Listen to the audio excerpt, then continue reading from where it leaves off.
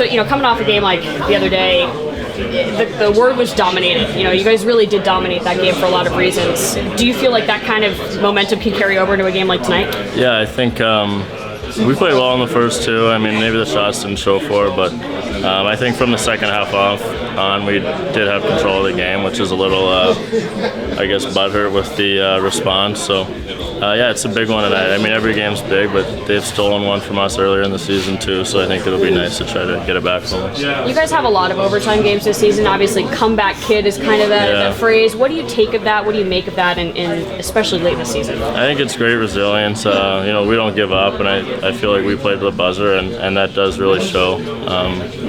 I had another thought there. I forget where I was going.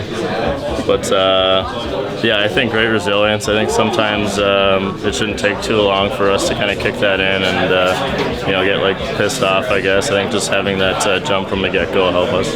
And then, against an Anaheim team that's also in the hunt, they're very much in this as well. Yeah. What are the keys against this team and the challenges that they pose you guys want to take advantage of or shut them down? Yeah, they play hard. They play, really structured. They're really solid. They're tight.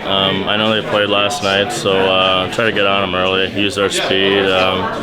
When we score earlier and the building gets going, I think that we're a pretty hard team to play against, so just try to do that. Same lineup, so no change at that level. Anaheim's, they have high skill at one-on-one. They're challenging a lot of the one-on-one, and their goaltending's been really, really good, so it will be important for us to have good traffic around the net and to go with the net to get in there. You've talked before about making sure Vejmelka's energy levels are fine.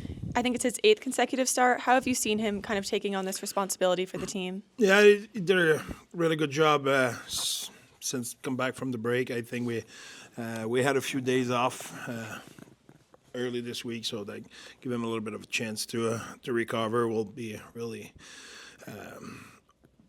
pay close attention to his workload. That will be important, but we're on it. The last time you guys played Anaheim, it was a little bit of a comeback for them. How do you make sure that doesn't happen again? We don't remember that. You have too long of a memory. We have short-term memory. No, but like I said, it's a highly skilled team. They're young, but they have a lot of high-end talent. So we need to make sure we stay away from the run and gun game and get in there really stingy and make sure we respect their level of talent at one-on-one. Especially they have a high-end guy. McBain was talking about getting more comfortable on that second power play unit. How have you seen him be effective there? He does a really good job. He has a good poise, honestly. Since he's been there, he does a good job at recovering pucks and creating good traffic in front of the net and having poise with the puck. So he's doing a good job. At this point in the season, with how many games these guys have played, does anything change in terms of their recovery at all, just to take care of their bodies? Yeah, but it depends about the rhythm your team has. Right now we're playing good, so it's easier to manage the workload. So yes, it get different, but whatever the time of the season and the schedule, you need to have the rhythm. If for whatever reason you get out of sync, then you need to practice a little bit more, which affect your workload. So right now we like where our team is. It's really always fragile. Every time momentum is fragile, so we need to be really urgent and disciplined on our performance, so we can manage our rest even better.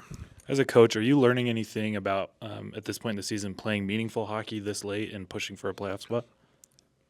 Well, I learn every day, that's for sure. But one thing I will say about our group is the way they're engaged right now, the way they're tuned in, and they are really focused on the outcome they want, and they know how we have to perform and how the choice we have to make those performance align.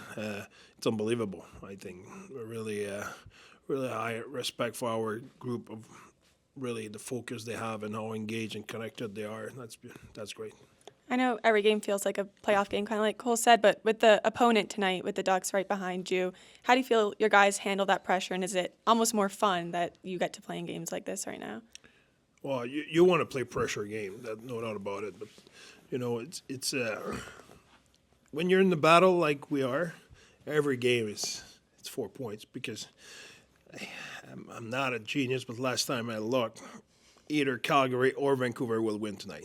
So we cannot make ground on one of those teams. So I'm pretty sure of it. So it's, we can either stay where we are or we can lose ground tonight. So it's a big game. It's a must-win. It's Game 7 for us. A lot of people have been asking about Matthias Michelli and just what his path back into the lineup might be. Do you have an answer to that? No, I'm not answering the player will not play on game day. I'm focusing on the team, and I respect your question. It's a good question. It's just I want to bring the focus on the guys who are playing, and tomorrow you can ask me that question. Had a chance to talk with Barrett Hayden earlier today about how he studied new ways this season to get to the inside of the ice, like you mentioned doing tonight against Anaheim. Can you mention specifically some of the ways that Hayden has grown about establishing that position near the net? Yeah, it's a good question, Mike. But I remember having a discussion with Shane Doan, who played for 1,000 years in the league, but played for a long time, and he was saying it got really late in my career where I learned, because before that you get to the net. You get to the net and you just try to score, but you don't really have a thought process of how to position, how to screen the goalie, how to get your stick free, and all of it. And he said it's his relationship with Mike Smith in practice where Smitty was chirping him saying, "You're terrible at it." What you're talking about? And Smitty started to explain him where to position himself and in which situation, and then it kind of kick the process for Donor to really, it's not just going there, it's going there with a purpose and be intentional.